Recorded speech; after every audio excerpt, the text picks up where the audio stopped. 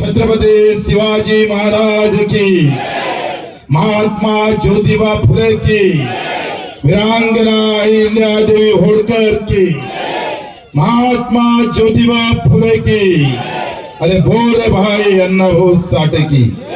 धन्यवाद. तुम्ही इतक्या वेळ थांबलात. बऱ्याच लोकांना कधी घरी जाव कधी नाही कायले आले इथं.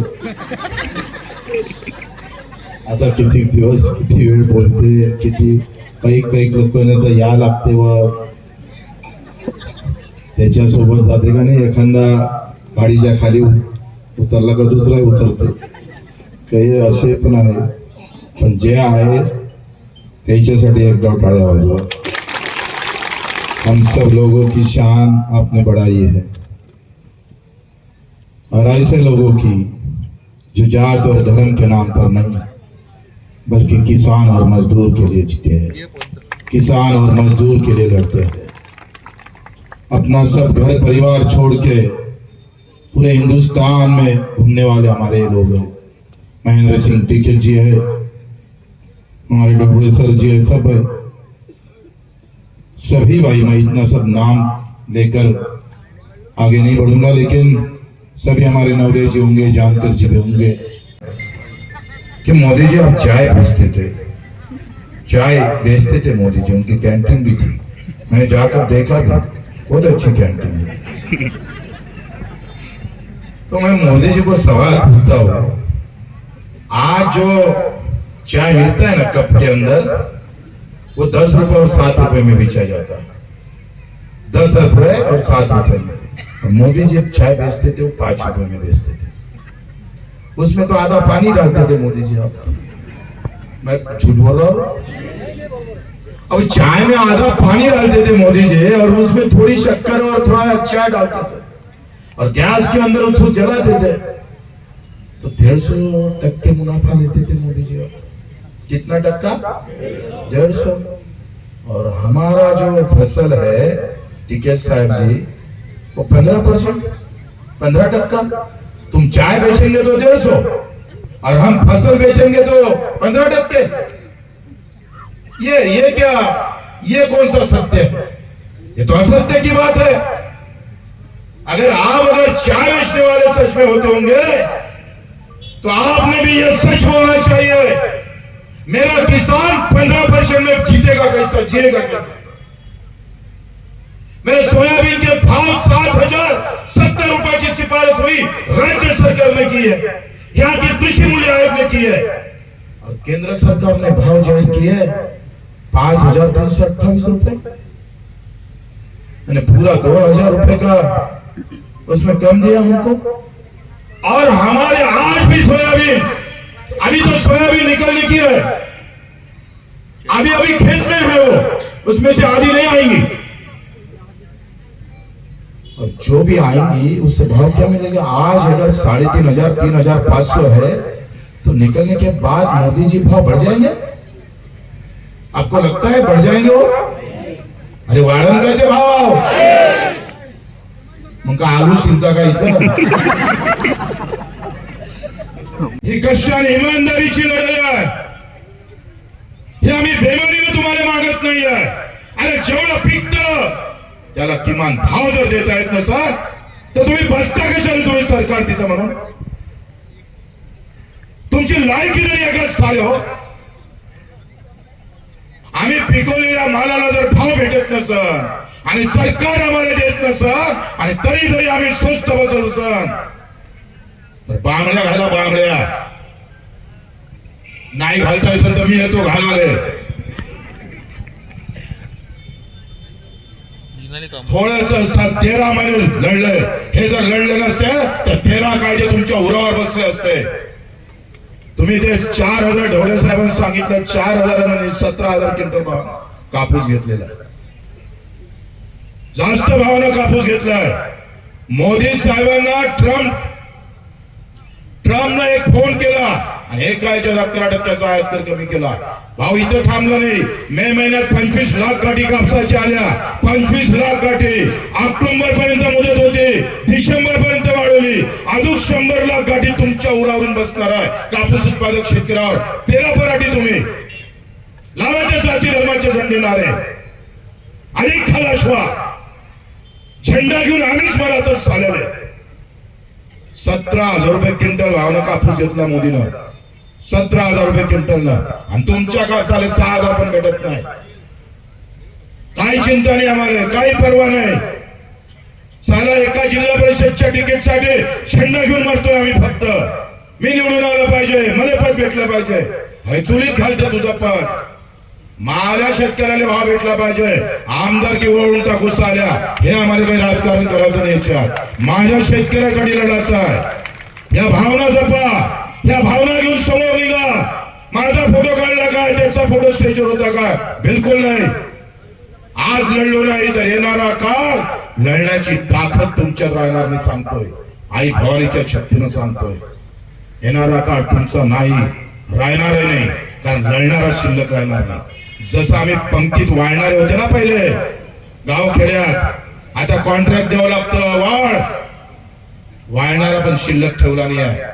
तसंच होणार. तुम्हारे लिए कोई लड़ने वाला नहीं रहेगा. क्या गलती है शरद जोशी की? कुछ भी हो हमारे लिए झगड़ते तो हिंगन गाड़ के अंदर एक छोटे बच्चे ने गिराए उनको. चुनाव के अंदर जात के सिवाय कोई दिमाग नहीं रहता. तुम कितना भी दौड़ो, कुछ भी करो, शरद जोशी जैसा इतना बड़ा आदमी को गिराया, बाबा साहब आंबेडकर को गिराया. बहुत गंभीर बात है. बहुत. उनके पति ने आत्महत्या की, खुदकुशी की थी. असं जर चालत राहिलं तर तुमच्यासाठी कोणी लढणार नाही भाऊ. आणि तुमच्यासाठी तुम्ही गरीब राहायला पाहिजे. हे सगळ्या मोठ्या नेत्यांची अवस्था आहे. मी हिंगोलीच्या एका मित्राकडे गेलो. तिथे भांडे घासणारी एक बाई होती. त्या भांडे घासणाऱ्या बाईला विचारलंय, तू कुठून आली?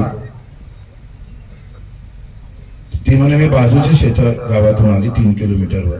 आणि इकडे कशाला भांडे घासायला? किती जमीन आहे तुमच्याकडे? 3 एकर जमीन आहे. मला नवरा शेतातलं काम करतोय पण ते काही परवडत नाही भाऊ, म्हणून भांडे घासतोय. याचा अर्थ कारण लक्षात घ्या. शहरातल्या श्रीमंत लोकांना अजूनही मुंबई पुण्यात माणसं कमी पडते. त्यांच्या बायांना स्वयंपाक करता येत नाही, भांडे घासता येत नाही, मजुरी करता येत नाही. आणि इथं कायम गरीब राहिले पाहिजे आणि शहरातल्या श्रीमंत माणसाची व्यवस्था झाली पाहिजे. हे षडयंत्र त्याच्यावर, हे षडयंत्र. तुम्हाला आम्हाला जाती धर्मामध्ये व्यवस्थित गुंतून ठेवायचं रे. तुम्ही सगळे झेंडे घेऊन निघायचं. त्या नितीन देशमुखने जे काही म्हटलं का, कोणी हिरवा झेंडा घेऊन, कोणी भगवा, कोणी निळा, कोणी हिरवा घेऊन निघतंय, कोणी पिवळा घेऊन निघतंय. अरे थोडी अक्कल असेल तर थोडा वाकून पा खाली. तो झेंडा निघतो ना, त्याचा जो कापड असतो ना, तुम्हाला बाप शेतकरी पिकवतो. लक्षात ठेवा, तुम्हाला बाप शेतकरी पिकवतो. तुम्ही काय झेंडे दाखवतोय आम्हाला? ही लढाई आमच्या अर्थवेदाची आहे. माझ्या 3.5 रुपये भाव है तो अभी कितने खरीदी करेंगे मोदी जी? ओ देवा भाव, कितने खरीदी करेंगे हमारा सोयाबीन बताओ? कोई बोलने को तैयार नहीं. न कपास का वही हाल. कपास का राज्य सरकार ने 15% मुनाफा लेकर 11,000 का सिफारिश किया. 11,000 का. और पूरे देश में केंद्र सरकार ने भाव जाहिर किया है खाली 8,110 रुपए. 3,000 का नुकसान. कौन भर के देने वाला? अगर 15% ये मैं नहीं कर रहा हूं, यहाँ का कृषि मूल्य आयोग ये कहता है, यहाँ का कृषि विद्यापीठ ये कहता है कि भाई अगर 11,000 रुपए और 5-7,000 रुपए भाव मिलेगा तो फिर किसान को 15% मुनाफा मिलेगा. 15%. 100% की बात नहीं कर रहा हूं. 15%. 15% में कोई जी सकता है? वो तो इधर उधर कैसा जाएगा पता नहीं चलता. अगर वो 15% में 11,000 इधर 7,000 वो नहीं मिलते तो 20% घाटे में है तुम्हारा अनुभव. आपका जो एमएसपी है वो 20% घाटे से जाहिर किया है. वह तो वही मर गए हम. अरे वो भी मिलने के वही है. अभी कोई गुंजाइश नहीं देख रहे, दिखाई जा रही. 4,000 में बेचना पड़ेगा. आप देखो जो 7,000 मिलना चाहिए वो अगर 4,000 में तो 3,000। 1 एकड़ में हमारा घाटा आ रहा है 1 क्विंटल के अंदर 3,000 रुपए। 1 एकड़ में 6 क्विंटल पकड़ो 7 क्विंटल पकड़ो 21,000 का घाटा है 1 एकड़ किसानों का। 1,000 1 एकड़ वाला जो सोयाबीन अभी जो फसल ले रहा है उसको मिल रहा है 3,000, 20,000 का घाटा 1 एकड़ के अंदर। 5 एकड़ वाला आज 1,20,000 का घाटा है। घाटे में सोयाबीन बेचना पड़ रही है हमको। लेकिन मुझे ये लगता है कि आपको गुस्सा क्यों नहीं आता। मैं आपको पूछना चाहता हूं 100 रुपए के लिए हम बिल्कुल झगड़ा करते। हमारी वाइफ अगर सही खाना नहीं बनाती तो भी आप चिल्लाते हो। लेकिन 1 क्विंटल के इसमें अगर 2-3 हजार का घाटा आता है तो भी आपको गुस्सा नहीं आता होगा। तो फिर आपका थोड़ा आपका भी विचार करना चाहिए कि क्यों आता नहीं भैया आपको गुस्सा, क्या वजह है आपको गुस्सा नहीं आता। इतना अगर हमको लूटा जाता है तो भी हम गुस्सा नहीं करते तो क्यों लगाते छत्रपति शिवाजी महाराज का फोटो, क्यों लेते भगत सिंह का नाम, क्यों लेते बाबा साहेब अम्बेडकर का नाम। क्या जरूरत है अगर मुंह में तुम्हारे आपको लूटा जाता है और आप शांत बैठे हो, आप कुछ करते नहीं तो फिर इस लोगों का नाम लेने का कोई आपको। मित्र, ही लढाई जी आहे ते तुमच्या आमच्या जीवन मरणाची आहे। आरक्षणाची लढाई त्या जातीनं जसं म्हणून तसं लढत राहावं, आम्हाला काही परवा नाही। पण आरक्षणानं सगळ्यांचे प्रश्न निकाली लागल हे तेवढंच खरंय पण नाही, हे पण तुम्ही लक्षात घ्या। पण मला माहित आहे माझ्या शेतकऱ्याला कापसाचे भाव 15,000, माझ्या शेतकऱ्याला आमच्या सोयाबीनचे भाव 8 ते 9,000 हे सगळे भेटले ना तर आम्ही सांगतोय आम्ही कर्जमाफी मागणार नाही देवा भाऊ, आम्ही तुझ्या बापाचं कर्ज माफ करून एवढी आमच्या मनात। आम्ही भीक मागायचा धंदा कधी केला नाही, बापाने केला नाही, मायने केला नाही। पण दुःख या गोष्टीचं आहे की जेवढे जाती धर्माच्या लढाईसाठी लढता तुम्ही तेवढे शेतकरी म्हणून लढत नाही, हे सगळ्यात मोठं दुःख आहे। लढावं तुम्ही तुमची पार्टी घेऊन। मी तर म्हणतो निष्ठा पार्टीवर नाही, निष्ठा नेत्यावर नाही, निष्ठा माझ्या मायावर बापावर ठेवा। ज्या मायनं 9 महिने पोटात ठेवलं आम्हाला वागवलं, तिचं अजूनही दुःख संपलं नाही, ते अजूनही वेदना आहे तिच्या मनावर। त्या वेदना घेऊन लढता आलं पाहिजे। आज ज्या आमच्या मायमाऊलीनं आमच्या ह्या सगळ्या महिला भगिनीनं जे काही प्रयत्न केले खरं तर त्यांच्यासाठी टाळ्या वाजवल्या पाहिजे। तुमच्या बरोबरीनं माझ्या महिला भगिनींचा पुन्हा त्या शेतकरी संघटनेची आठवण येते। गावागावात संघटना उभी होती शरद जोशी साहेबांची। मला मुंबईच्या नेत्याला नवलेचे सांगितलं का तुम्ही सगळ्यासाठी लढा पण शेतकऱ्यासाठी लढू नका, किसान के लिए मत लड़ो, वो किसान आंदोलन में आता है ना आपके लिए वोट मांगता है। ऐसा क्यों बोल रहे हो आप? तो शरद जोशी साहब ने विदेश की नौकरी छोड़ी, 2.5-3 लाख की नौकरी छोड़कर हमारे महाराष्ट्र में आंदोलन खड़ा किया। जहां परिवार गिरिवार सब बाजू में हटकर शरद जोशी लड़ते रहे, उन पर गोळीबार भी हुआ था। 28 ऑक्टोबरला आपण मुंबई नागपूरला बुट्टेबोरीला जायचंय, ताकदीनं जायचंय बिलकुल, आणि 4-5 दिवसाच्या हिशोबाने जायचंय। सांगतो महाकसम मर जाएंगे लेकिन हटने वाले नहीं हम। देवेंद्र जी तू तेरी कितनी भी ताकत लगा दे, हम ऐसे वापस नहीं आएंगे। या आम्ही लक्षात घ्या, ह्या सगळ्याच्यासाठी तुम्ही तयारी दाखवा। अरे 200 दिवस आम्ही शेतीत काम करतोय, 15 दिवसात भावासाठी काम करा, भावासाठी वेळ काढा। 360 दिवसापैकी 200 दिवस माझा शेतकरी माझी माय सगळे जण शेतीत काम करतं। 15 दिवस जर भावासाठी केले ना भाऊ, आमच्या समोरच्या 20 पिढीला पुरणार आहे। 20 पिढीला माझ्या शेतकऱ्याच्या घरी गाडी असली पाहिजे, उसका भी बंगला होना चाहिए, उसका भी बेटा MBBS डॉक्टर होना चाहिए, वो भी ताकत से घूमना चाहिए।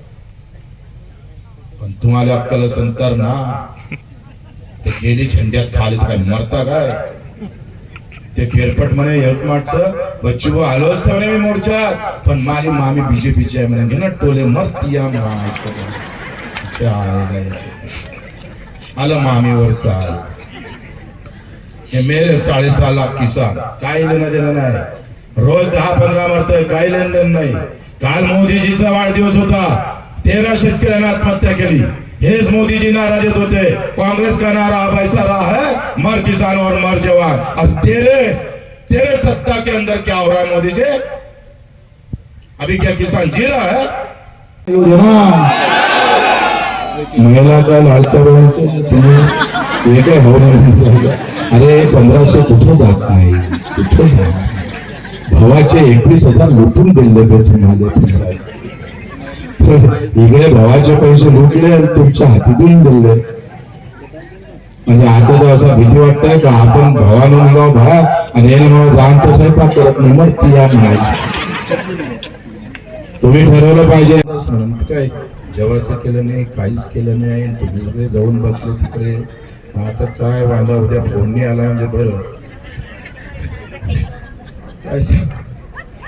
काय झालं आजकाल पुरुष प्रधान मध्ये महिलांचा मोठा प्रॉब्लेम तर स्टेना मॅडम आहे प्रीतीजी गाडगे आहे कल्पनाजी शिंदे आहे लीलाजी गुर्दे आहे शुभांगीताई वाटाणे आहे सुनीलताई शिंगरे आहे किरणताई ठाकरे आहे स्वातीताई बलिंगे आहे लताताई बाहेरकर आहे आणि ज्या जिल्हा प्रमुख आहेत त्या अलकाताई शहाणताई पण आहे यांच्यासाठी एकदा टाळ्या वाजवत त्यांनी भरपूर मेहनत केली ग्रामपंचायतच्या सर्व कार्यकर्त्यांनी ज्यांनी मेहनत केली राकेशचे तिकीटचं भाषण भाऊ आपल्याला ऐकायचं आहे आणि एकदा मन लावून ऐका आणि तुमची मानसिकता झाली ना रे लढायचं कमी लढायचं वेगवान घडामोडी पाहण्यासाठी आमच्या चॅनलला लाईक व सबस्क्राईब करायला विसरू नका.